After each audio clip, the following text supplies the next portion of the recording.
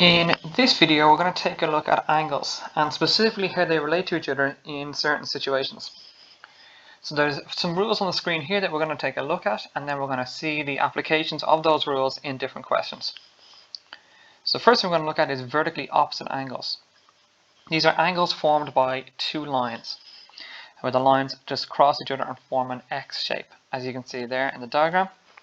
In this situation, angles that are on the opposite sides of the shape to each other are equal to each other in measure. So the measure of the angle A is equal to the measure of the angle B. The measure of the angle C is equal to the measure of the angle D in this diagram. That's how vertically opposite angles work. Corresponding angles are angles that are formed when you've got two parallel lines, which is what these two lines here, where you've got the arrows going in the same direction, which indicates that they are parallel to each other. And then you have a transversal line, which is a line that cuts both of these parallel lines at the same angle. So corresponding angles in this situation are angles that are both to the same side of the transversal line, and they are both on the same side of their respective parallel lines. In other words, both A and B are beneath a parallel line, and they're on the same side of this transversal line. So angle A and angle B are equal to each other in this scenario. Alternate angles come from roughly the same setup as our corresponding angles. They're just relating different angles to each other. So alternate angles are going to be in between the two parallel lines. But what they will be is on alternate sides of our transversal line, which is why they're known as alternate angles. So in this diagram here, you can say the angle P is equal to the angle Q.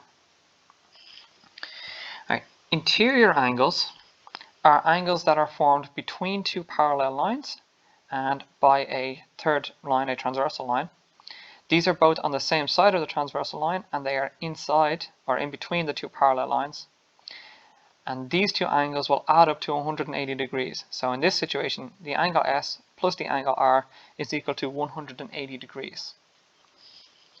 And the last two rules we've got to look at here are just a straight angle, which is an angle that is formed just by a line around a point, and this adds up to 180 degrees, and supplementary angles, which are angles in a straight line. So in this diagram here, you can see that the line drawn there, that angle of rotation would be 180 degrees, which means that the angle S plus the angle R is equal to 180 degrees. And that was a lot to take in all at once. But let's go through some questions so we can see some examples of how these rules are actually applied. So, what we've got here is a diagram with 8 angles marked on it. And what we're going to do is we're just going to go through this and look at the rules and how they apply to it. So, the first thing up is we're going to make a note of all the pairs of vertically opposite angles. So, reading from this diagram, the measure of angle 1 is equal to the measure of angle 2, because they are vertically opposite. And then the measure of the angle 3 is equal to the measure of the angle 8, because they are vertically opposite. And then same again for 4 is equal to 6, and 5 is equal to 7 from this diagram. All those pairs there are vertically opposite, and the measure of their angles would be equal to each other. Next up, we'll take a look at corresponding angles. So the corresponding angles, just to refresh again, they're going to be on the same side of a parallel line, but different parallel lines. So for example, 1 and 6, and the same side of a transversal line. So what we get from this is we can say that angle 1 is equal to angle 6.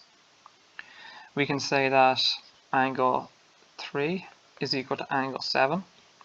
And then we can also say that angle 2 is equal to angle 4, and angle 5 is equal to angle 8.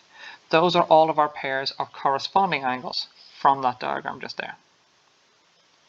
Now our alternate angles are going to be between the parallel lines and on opposite sides of our transversal line.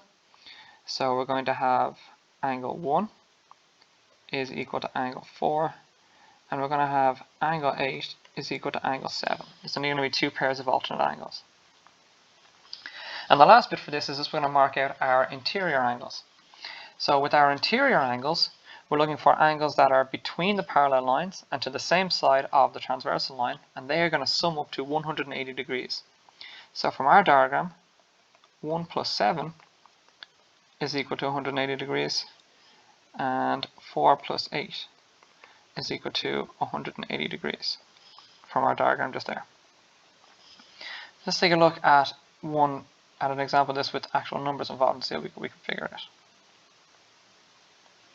So, in this diagram here, we've got angles that we don't know the measure of, marked A, B, C, and D, and we have an angle that we do know the measure of, marked 48.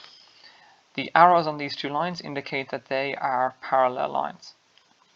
So we're just going to work our way through and get the measure of each of these angles out. And we'll start with A. So the angle marked A is vertically opposite to the angle marked 48 degrees.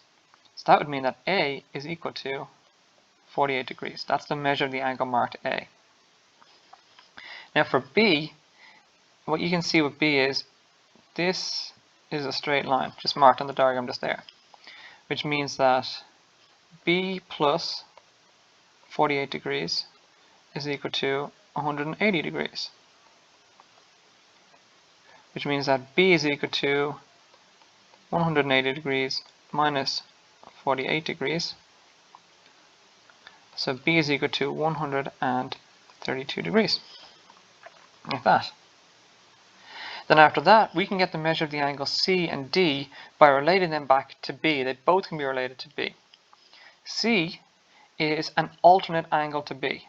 It is in between the parallel lines and opposite side of this other line, which means that B is equal to C,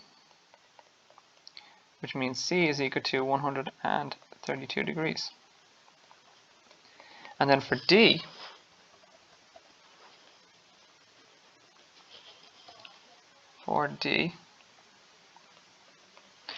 D is a corresponding angle to B. So D is equal to B, which means that D is also equal to 132 degrees, like that.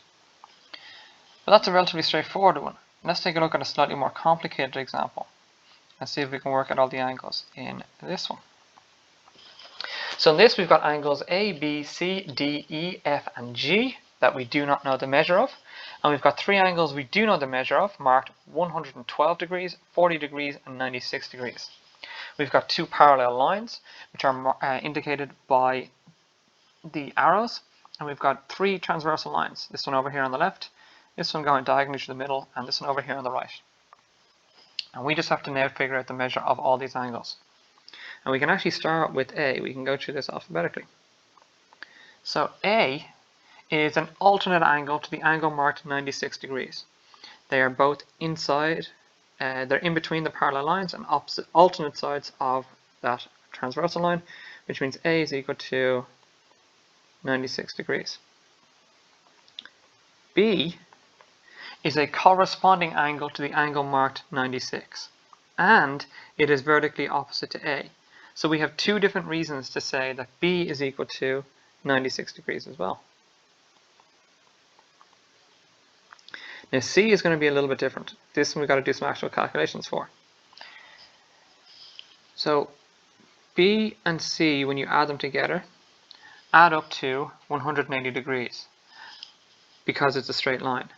Another way you could look at it is C plus 96 adds up to 180 degrees because they are interior angles. Which means that C is going to be equal to 180 degrees minus 96 degrees. Which means C is going to be equal to 84 degrees. Like that. So far so good. We've got the measure of three of these angles sorted out.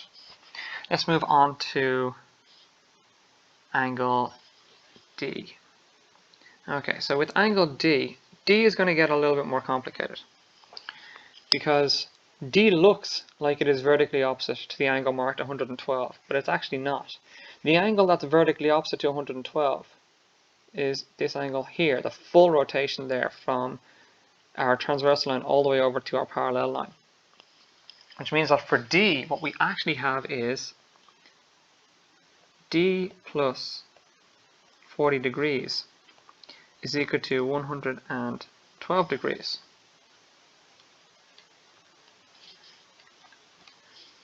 And from there we can say that D is equal to 112 degrees minus 40 degrees So D is equal to 72 degrees. That's how we get D. And then for E, you'll notice that E forms a straight line angle with 112 degrees just there, which means that E is going to be equal to 180 degrees minus 112 degrees. So E is going to be equal to 68 degrees, like that. Now the last two, F and G, are going to be relatively straightforward for us at this point, because they can be related back to angles we've already calculated out our value for. So F is a corresponding angle to the angle marked 112, which means F is 112 degrees. And E is a corresponding angle to G, which means that we can say that G is equal to 68 degrees, like that. And that is how we would use all of the rules that we have for angles in a more complicated diagram to get the measure of the angles we have left.